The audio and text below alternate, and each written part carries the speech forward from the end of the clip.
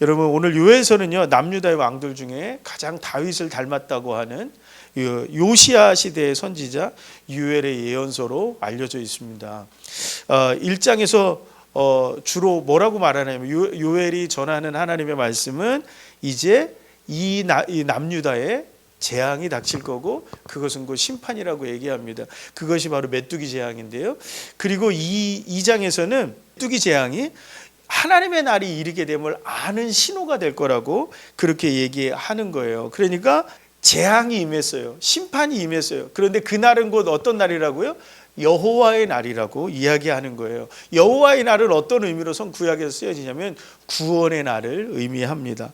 아무리 힘들고 무시무시한 재앙이 온다고 해도 그때 우리가 해야 할 일은 뭐라고 말씀하냐면 하나님께로 돌아온다라는 거죠. 근데 여기에서 심판 재앙이라고 하는 것이 두 가지 의미가 있습니다. 하나는 이제 오실 예수 그리스도의 때, 마지막 날 심판의 때예요.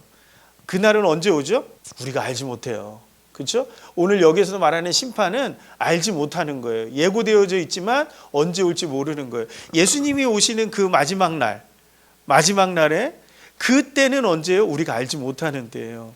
그런데 오늘 말씀이 오늘 우리에게 임한다라고 하는 것은 그 마지막 날에 대한 이야기도 있지만 또 언제도 있어요? 지금 이 순간 우리에게 주시는 하나님의 말씀도 있다라고 하는 거죠. 심판이라고 하는 것은 어떻게 보면 어떤 거예요? 심판과 재앙이라고 하는 것은 모든 것이 무너지는 거예요. 일상이 무너진다라고 하는 것은 내 삶이 무너진다라는 것이고, 내 삶이 무너진다라고 하는 것은 내 존재가 무너지는 것을 의미합니다.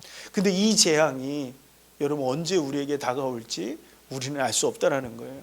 근데 우리는 오늘 너무나도 연약해서 어떻다라는 거죠? 이 심판과 재앙의 날을 견딜 수 없다라는 거예요. 하나님께로 돌아오면 오늘 23절에서 32절까지 뭐라고 해요? 이른 비와 늦은 비를 준비하셔서 일상처럼 예전처럼 추수할 수 있도록 해주시겠다라고 말씀하세요. 뭐죠?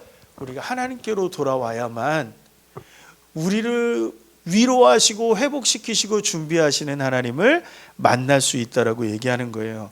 뭐죠? 일상을 회복할 수 있다라는 거예요. 내 죄하고 상관없이 욥처럼 고난을 당할 수 있고 재난을 당할 수 있고 재앙을 당할 수 있다고요. 그런데 기억해야 됩니다. 회복할 수 있는 것, 다시 일어설 수 있는 것 어떤데요? 하나님께로 돌아올 때예요. 하나님께로 돌아올 때 하나님이 준비하신 것을 만날 수 있다라고 얘기합니다.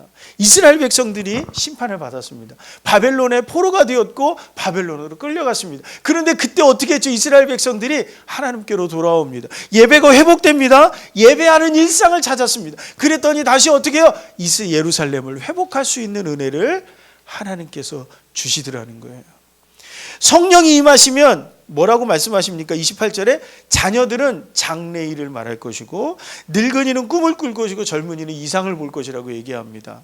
나이가 먹을수록요 여러분은 회상과 추억에 잠기게 돼요.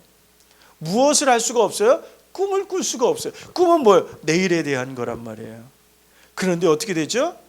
내일에 대한 것이 아니라 늙은이들은, 나이 드신 분들은 어떻게 돼요? 점점 과거를 회상할 수밖에 없어요. 근데 성령이 임하면 어떻게 된다고요? 충만하면 꿈을 꾸기 시작할 거라는 거예요. 그리고 뭐라고 얘기해요? Your young men will see visions라고 얘기합니다. 젊은이들은 어떻게 해요? 비전을 볼 거라는 거예요. 비전은 지난번에 뭐라고 말했어요? 비전은 구체적으로 하나님께서 내게 임하시는 사명을 감당할 수 있는 계획들이에요. 그것을 보고 어떻게 해요? 간다라는 거예요. 젊은이들은 간다라는 거예요.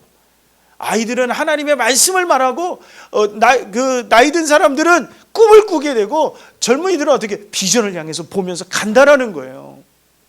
여러분 두려움과 걱정과 번민으로 가득했던 사람이 성령의 임재를 경험하면 꿈을 꾸게 되고 비전을 볼 수 있게 되고 하나님의 말씀을 말하기 시작한다라는 거예요. 들을 수 있고 전할 수 있게 된다라는 거죠. 성령의 충만함을 어떻게 알 수 있을까요? 자신감이 생기는 거예요.